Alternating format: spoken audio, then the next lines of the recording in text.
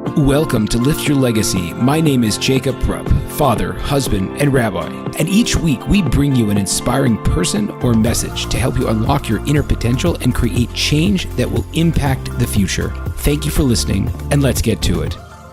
Today I am thrilled to have Rivka Malka, a transformational coach and speaker, and the founder of the Redemption School. Good morning, Rivka Malka. How are you? Good morning. Baruch Hashem. Great. Fantastic. So, Rivka Malka, you are very unique in the space of helping, hundreds, thousands, I'm not sure at this point, of Jewish women identify and kind of find who they really are and unlock their spirituality. Could you tell us a little bit about how you came to this place in your life and why you're so passionate about what you do? Yeah, it's a pleasure. Thanks for having me, by the way. Oh, it's my pleasure. Yeah, it's wonderful what you're doing here. And okay, how I came to this place. I'm very Kiruv-centered. My family's Kiruv-centered, and to me that means reaching hearts, bringing hearts closer to Hashem.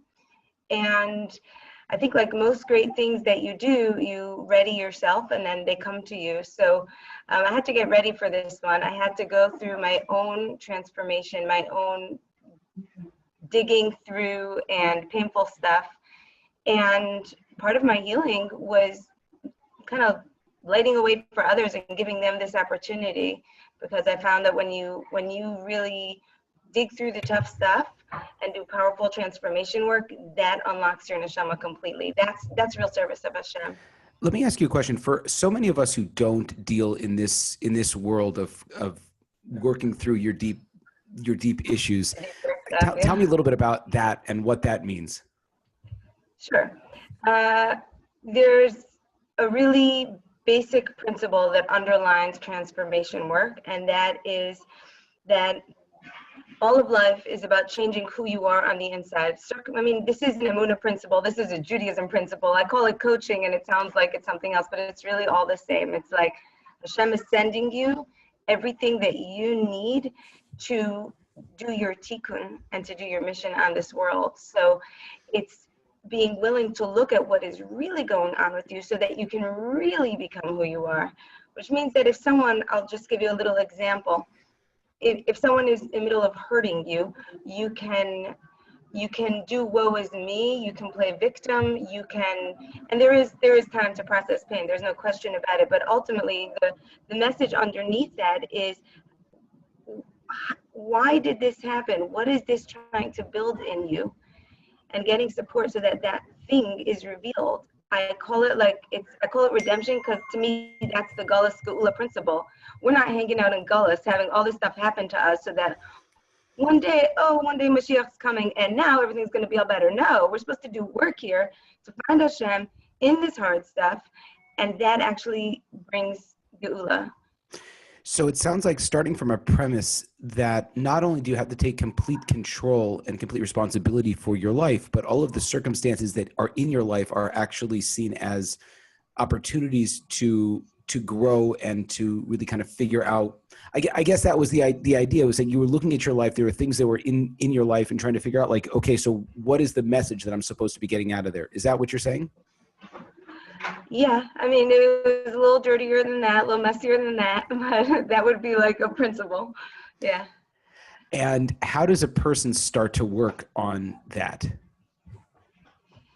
So there's 3 legs: connection to yourself, connection to others, and connection to Hashem.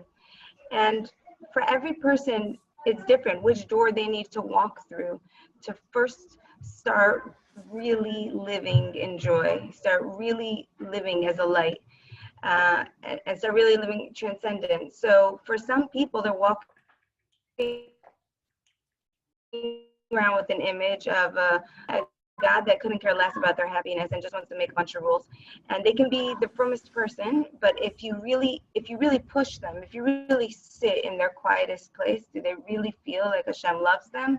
Like life is one big love fest and they're being carried, B'ni B'chor Yisrael, and no. So for that person, with I mean, that's the bottom line. If you don't have a relationship with a loving God, you're pretty much doomed. But you don't you can't always get there. You know, sometimes you can't get to that loving God place. Sometimes you got to get there through connection to others. So I am building, thank God, a community of authentic connection and complete safety. It's an incredible, beautiful thing I haven't seen anywhere else, where these women are coming together and so different. Hasidic Bar Park and not yet Jewish Texas, but practicing. And they're seeing each other and they're accepting each other, and this has so much healing, and they're able to be honest with each other and not put up any facades. That's healing. And the last one is connection with yourself, because we walk around like zombies, not really addressing what's going on with us. So doing the self work, getting the one-on-one coaching and getting support, and starting to learn a little bit of self-love. Okay, I know you have an amazing story. I really want to ask one more question on that, and then we'll jump back into your story. But it sounds like to get to that point, even I'm feeling like, concerned that there are all of these, I guess, barriers or perceptions that even for me, like when you would go into a situation where you're going to be speaking to, quote, strangers, and talking to a coach that, you might have just met, or, you've heard them speak a couple of times. I guess we do have all this perceived fear or I guess, what do you call, like, I guess an ego that's sort of built up, and that our perception is so important. So how do you motivate people, or do people naturally kind of come to you and want that help? Or it sounds like there's like it's somewhat, maybe just as a man saying this, it sounds very intimidating. Sounds intimidating? Okay. Yeah, a little bit. Does that make sense? Like Okay, yeah. We love our comfort zone, right? Yeah, okay. Like tear your heart open and we're going to do some work in there. Yeah, no, absolutely not. It's not like that at all. I think people are just craving real, authentic connection. And when you give them that, when you give them safety, two hearts can meet. And there's something really important you should know about this work, is that there is no hierarchy. It's not even like a therapy relationship. There is no hierarchy. There's nobody who's going to fix you. It's just saying, let's meet heart to heart and be real and see what happens. Let's just see what happens if we're real. And there's another thing, a very, very strong principle that underlines all of this work. And it's the principle of the tzaddik. When you get in front of a truly righteous person, you stand a little taller. You feel something is different in you. And the tzaddik, he's called the gardener, because whenever he looks at people, he plucks the rose that's in their garden and brings it as a bouquet to Hashem. He sees that stunning rose inside of you. And in all this work, huge, the main principle, besides for a loving God, is that every person is at their core whole and magnificent. And when I'm talking to you, I'm not searching for your messy stuff, and I'm not trying to break you or say take control and not be a victim. I'm seeing your wholeness. You're rising to who you are. It's such a relief to be seen for your greatness, and yeah, it feels good. Okay, amazing. So now I know you have a very compelling story. So tell us a little bit about, you started off as just tell us a little bit about your story, because the end goal sounds so beautiful and amazing, but for a lot of us, it's like, okay, so how do you even start there? So tell us a little bit how you got there. Okay, listen, Jacob, there's no end goal. We end when we die. That's it. But, and there's no, I have been accused of being a hippie. Somehow my language is very poetic. And I do like poetry, but what we're talking about is very hands-on work. I just want to make that clear. This is not esoteric work. That's my mind. I think in like colors and pictures, but this is basic human work. For example, when someone has to build their business, right? Think about what that takes. Newsflash, it doesn't take a business plan. What it takes is that person having a transformation inside of themselves that says, I am the one that's meant to bring this to the world. I got the vision. Now I'll take the steps. Someone will help me with the steps. So that's very deep work, even though they're just creating a business, right? So I'm going to call that life mission. I'm going to call that shining your light. But what's really happening is a very practical conversation of who are you really? How are you awesome? What do people say about you? What is it like when you walk into a room? What hurts you? What is the one problem that you can fix that nobody else can fix? So I call that soul work. Someone else calls that business coaching. But when it's not intimidating. It's supportive and clear. So does that help at all? Yeah, it definitely does. And is this the kind of thing where in every area of your life that you want to delve in, I get, do you look at it sort of completely proactively? If you say, I have an issue in this area, okay, so I have to go through this work and try to figure out how do I get the outcome that I'm looking for? Or is the outcome always building? How do you know when you're finished because you have a certain peace with who you are? Like, how does that life work actually look? So one of my life's work is boundaries. And I will tell you that my work in boundaries has evolved, but it's not over, I found out, right? So whereas before I was a person who would be in constant drama because people would step all over me and I would just be Mrs. Nice, nice, nice. So I got burnt enough times from that. So I started to learn, okay, good, I learned that. Then I had to learn another type of boundary in leadership, where I'm the leader and people aren't stepping all over me, but they may be sabotaging my work, or they may be inappropriate in a group, or they may be throwing negativity against me. That's their story. That has nothing to do with me. So now I need to work again on boundaries, literally as a leader and even energetically, to not catch the tomatoes that are being thrown at me. As and then the work, it just continues at higher and higher levels. Yeah. I'm so fired up by this. This is fantastic. I'm going to go into speaking of boundaries coming down. What's the deal with Jewish women? I mean, you've really tapped into it, I think, and forgive me for saying this on a public forum, I feel like the Jewish woman is completely being underrepresented. So much of the Torah that's being, not pushed, I'm saying that's available, online, and is this, is a very male dominated kind of a Torah. And you've kind of moved completely outside of that, and you work primarily with women, empowering women, focusing on women. So is that unique? Is that just because that's what your background is, or are you sensing that there's like a lot more power that's going on kind of under the surface?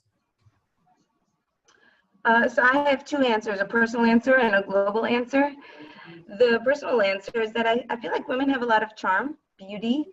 They have potential for intimate connection and deep bonding, and I don't want to share that with men. So I did run a kibbutz organization, and when I stood up to speak, either I did a lousy job or I felt completely exposed because I was like too out there. So I just don't, for me personally, that's not my place. I remember speaking to a very famous female speaker. I said, how do you speak to men? She said, well, I think men need this Torah. So I'm like, okay, I'm personally not the messenger for that.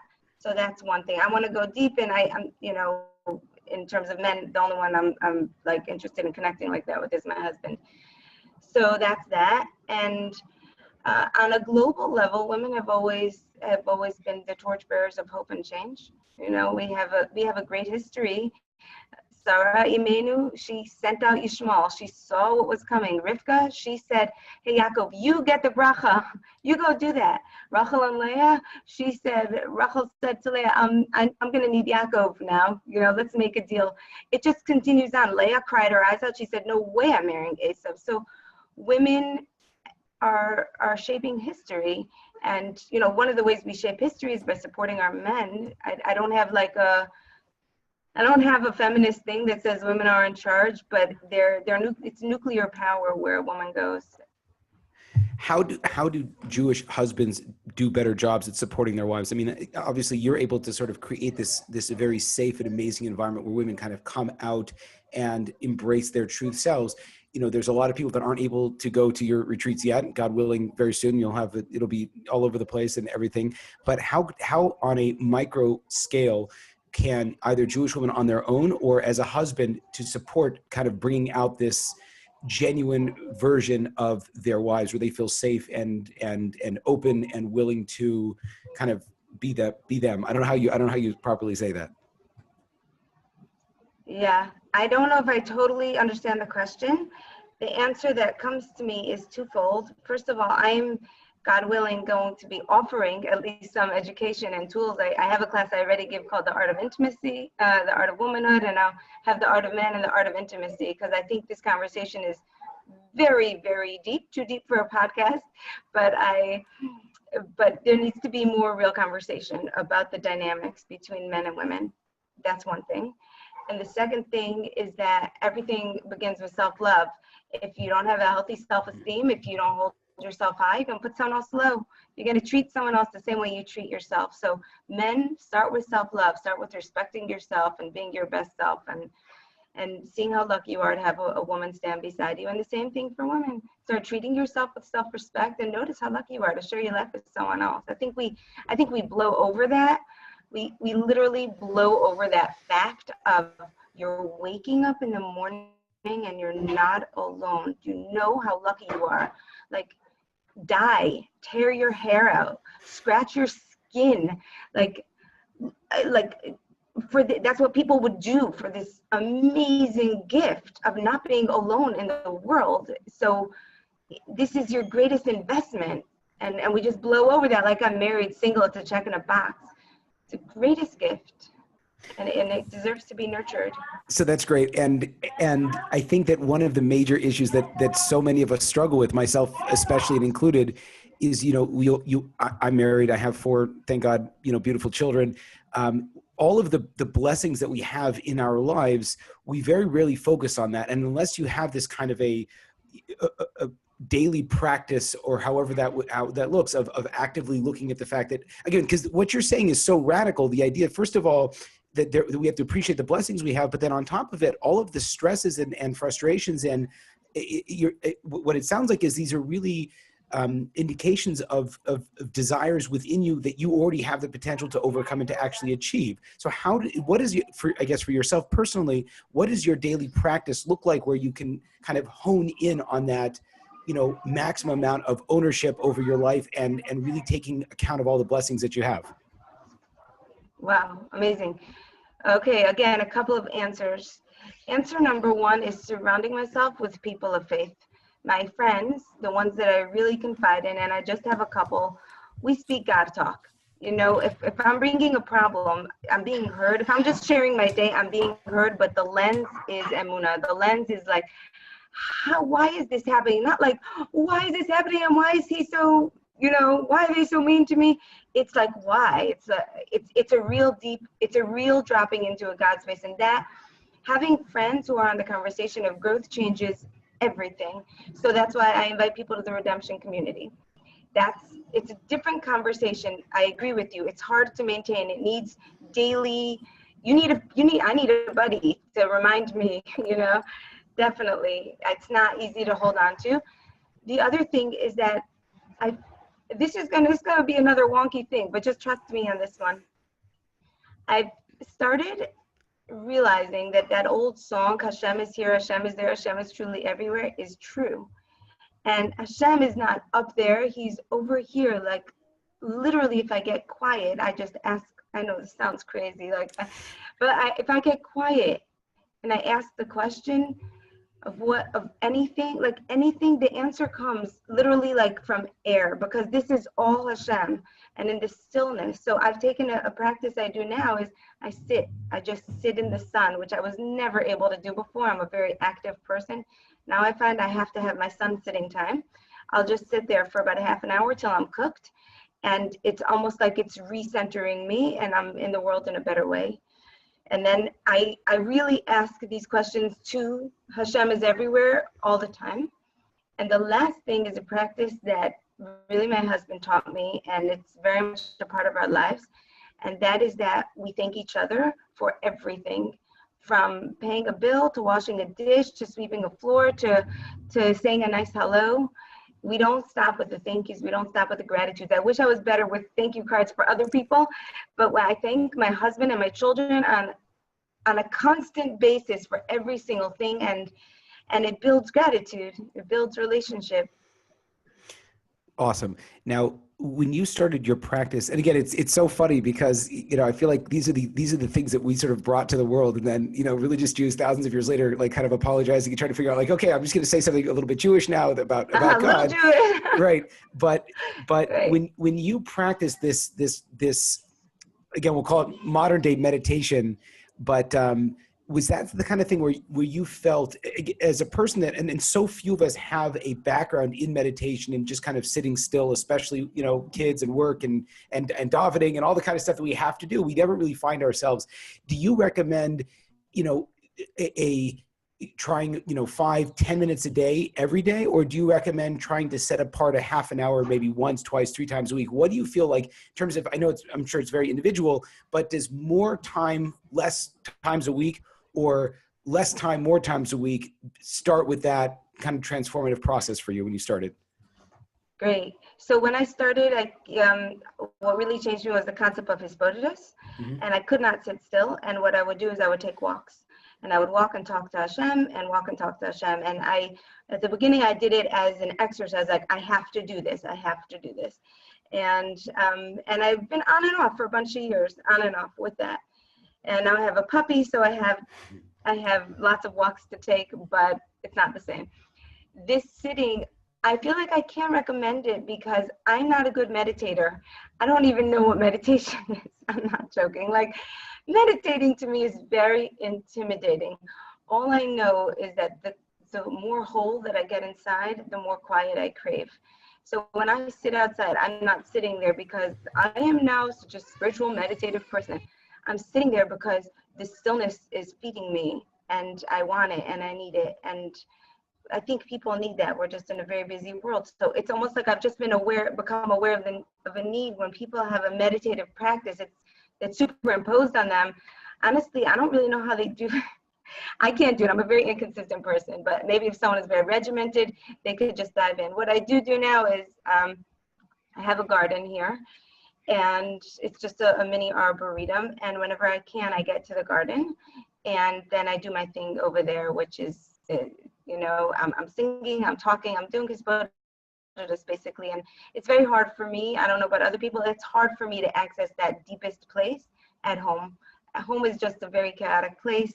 My thoughts are all over the place. I have to, for that real work, for the breakthrough work, I kind of do need a different place. So I would recommend finding a special place that you feel great in. Your husband's also a coach, correct? Yes. So when the two of you kind of go, are you guys on sort of a parallel journey that he's working with men and you're working with women? Do you find that, or, in your relationship with him, does he kind of explain that there are different challenges working with men, or because you guys sort of put your head together and sort of chat about, the kind of things that people are working on, are you finding that we're basically dealing with the same stuff? We just kind of have our unique way of going about doing it? Yeah. Great question. So we chat, and I feel like what we can pull out is that men struggle with self-esteem, just identity, feeling powerful, actualized in the world, just like not really knowing that they're men, really on some level feeling like boys who don't know what they're doing, who suddenly grew up and have to figure stuff out. And because of that, the weight of daily living and figuring it out and parnasa just feels very, very overwhelming, debilitating, and as if like there's some guys out there who know how to do this, but not me. And every guy is thinking that. And the guys who are really, really making it money-wise, they're not making it in other ways necessarily. Very few people are successful on every level. So that's kind of the male thing that goes on. And then the female thing that goes on is a lot of this boundary work, a lot of confusion about, hey, I'm allowed to stand up for myself, I'm allowed to protect myself, no, but I have to be nice. And then that comes up in marriage, that comes up in in-laws, that comes up at work. That's just a theme where women just verschmata themselves and aren't true to themselves. And now for you, in terms of what you get the most out of, or where you see your movement going, it probably started, and please correct me if I'm wrong, it started with personal coaching, and then you wanted to build a retreat, and now you want to, train the trainers. Is that just a natural outgrowth of the fact that you've seen that there is such a need for this in the world, or is your calling in different places? How have you evolved, and how is the Redemption Retreat? And maybe just tell us a little bit about how that started. How has that evolved over time, and where do you see it going? Great, thank you. Where do I see it going is the tougher question. I'm a person that's open. I'm just like, Hashem, where are we going? Where are we going? Because I don't know. You know, the retreats there, I have to be away from my family. It's intimate work. It's 30 women at a time. Where are we going here? That's not like global domination. That's not like unbelievable, you know. So that's, you know what I'm saying? Like that has its limits to how that specific thing can grow. And I'm very clear that this needs to grow. So it's not going to be that direction.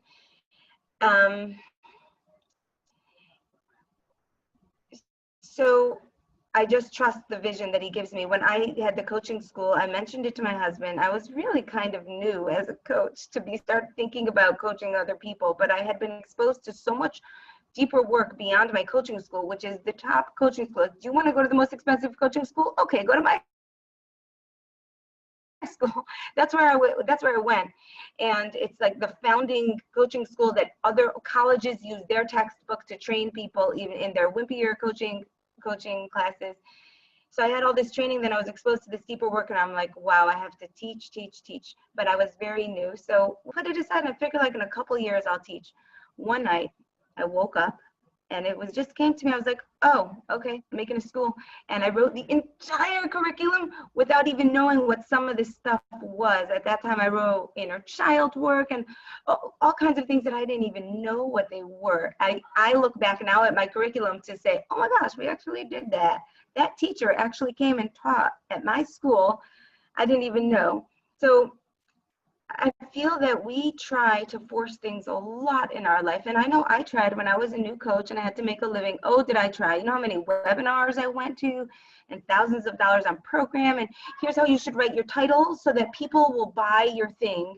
You know, touch the fear point. And then when they click on it, give them pleasure, you know, stop biting your nails. And then when they press on it, say, have beautiful hands. You know, there are all these marketing tricks and tips of manipulation.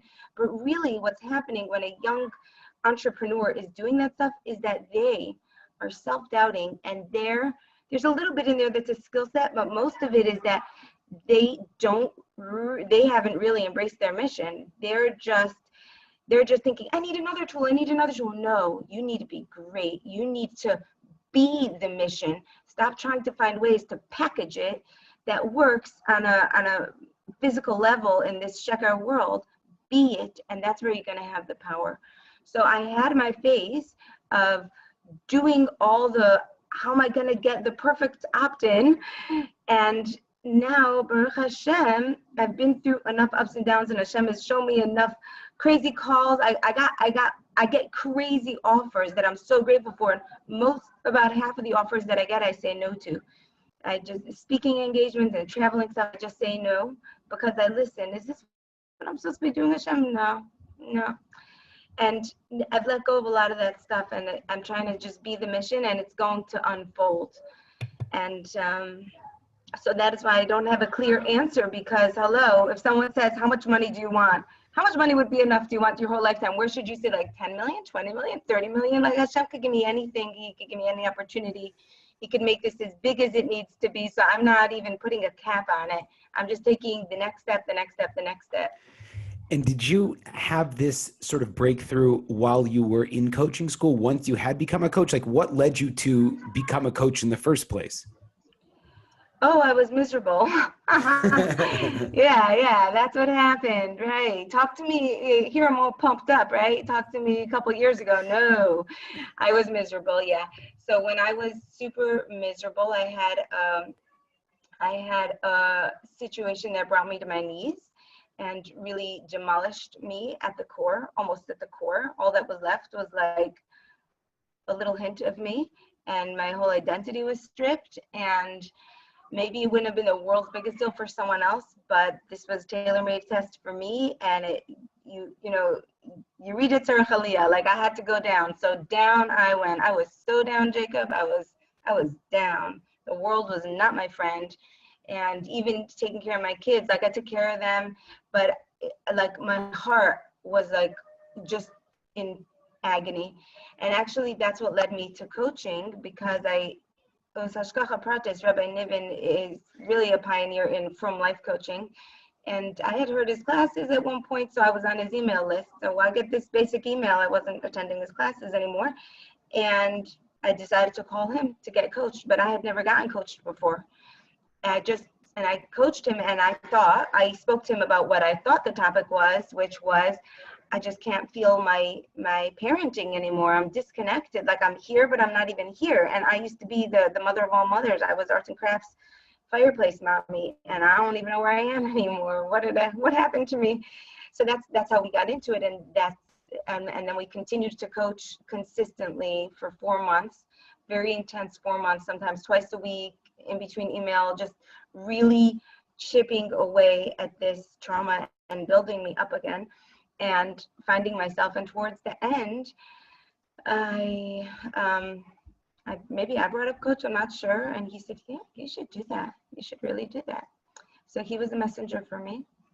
And then I'll tell you, like when something is meant to happen, it's meant to happen. I had to come up with money at that time, $5,300. But usually, like most times in life, when you're down and out, you're also broke. So I'm like, $5,300. So first time in my life, I went to a gemach, and whatever this was affected my husband also. This was a blow to our entire family. So we were just kind of supporting each other, like being each other's crutches. And I wasn't even going to involve him in this. Like, okay, and by the way, now I'm going to have to get money from a gemach. So I did it myself, which was like a really big move. I went to the gemach, and what do you know? They said, here's $4,000, and you need 2 co-signers. So I went to the first co-signer. It was not a problem. And the second co-signer is, I don't want to say who it is. Anyway, they say, you know what, we want to sign for you. And also we want to give you a little bit of money so that it could take off less from the gemach, so it won't be so hard for you to pay back. Because I know gemach, you have to pay back quickly. For us, you could pay back slowly. They completely offered this. How much was it? $1,300. Are you serious? That's crazy. Dead serious. This is how Hashem works. When it's time, you're coming out of Mitzrayim, and he will pull every string to make that happen. He will show you the way. So that's what happened. So I went in there broke, no plan. And actually in coaching school is when I did another layer of work, because when you learn the skills, you actually have to practice on yourself. You're doing all kinds of practicing the whole time. So you're getting coached and coached and coached and coached. And that's when I began my forgiveness work to get over this trauma. It took another 2 years to really clean out. But yeah. Okay, great. Two more questions. I want to be respectful of your time, but this is awesome. I really appreciate it. Next question is, in everything that you've seen, and now that you have all of this deep work within the world of coaching and life transformation and everything like that, and then you also know the Torah and everything like that, do you feel that they're essentially saying the same thing, that we have the exact same tools, that studying, meaning that for a person that says, I'm a frum Jew, I'm learning, I have, X, Y, and Z, would you say, yeah, but the stuff that you're learning is not going to speak to the real issues? Or would you say that that's within it, it has to be repackaged?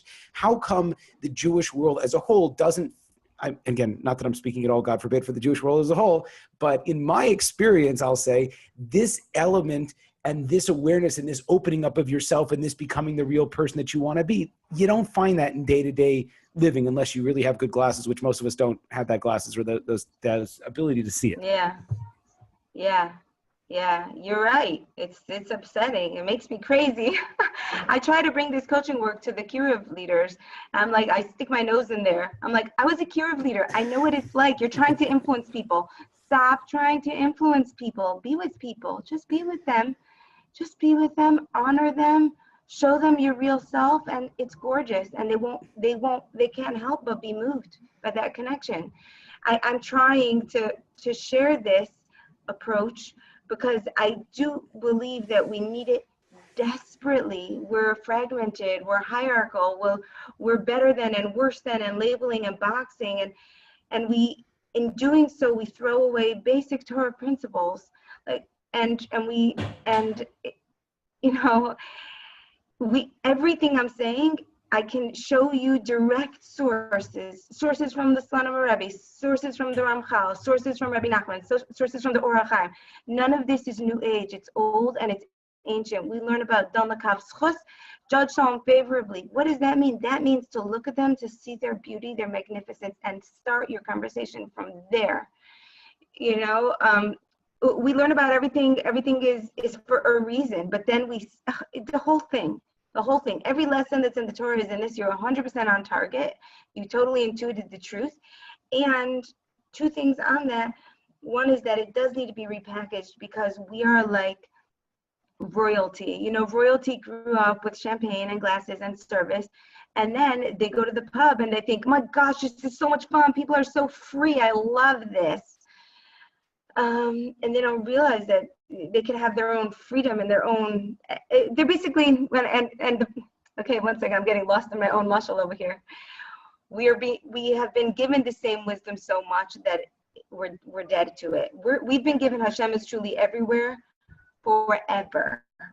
But yet we have to read The Secret, and we have to read E Squared and other things that say that all, you know, the possibilities are there, and it only has to do with your thoughts. Yes, your thoughts are your emunah.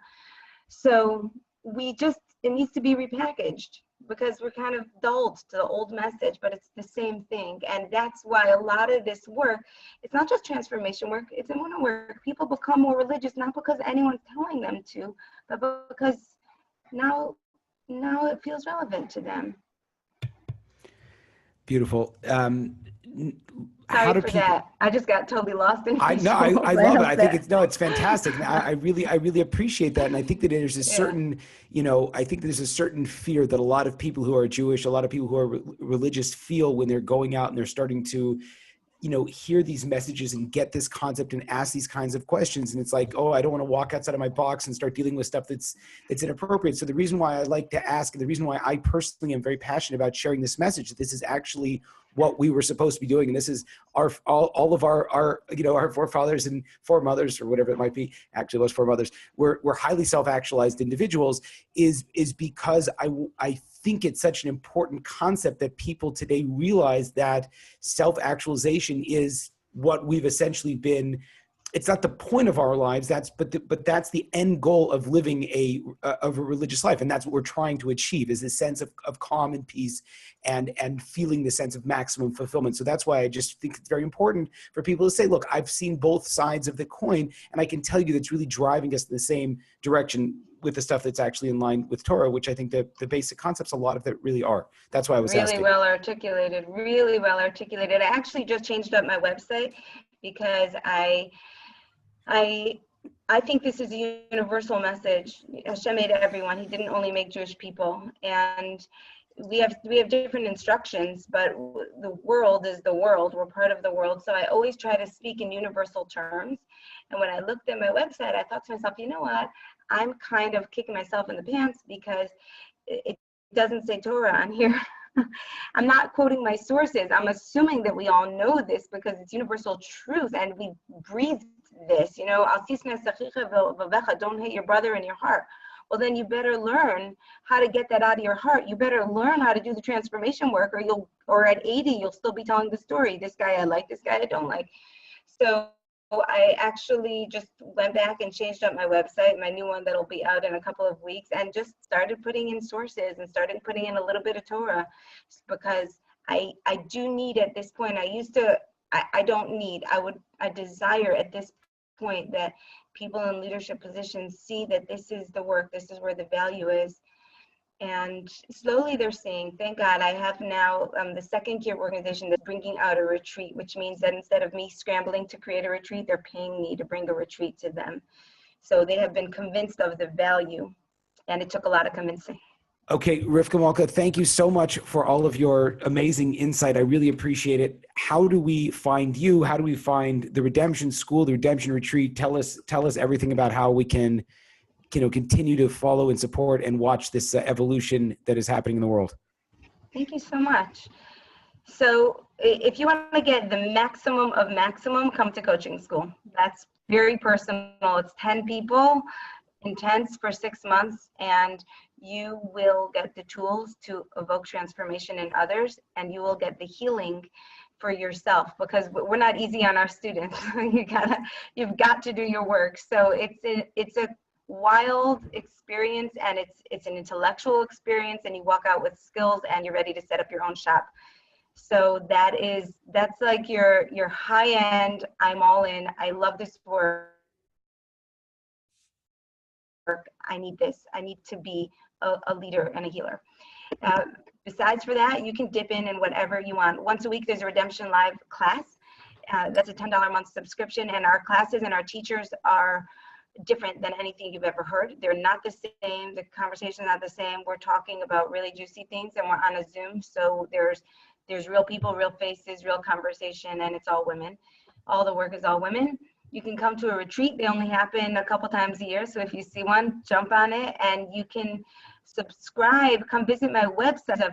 I've created a ton of content and really good information for you. So anything that you see on there, any opt-in, there's all kinds of free courses and ebooks that are real. They're not there to sell you. They're actual real information that can help you along.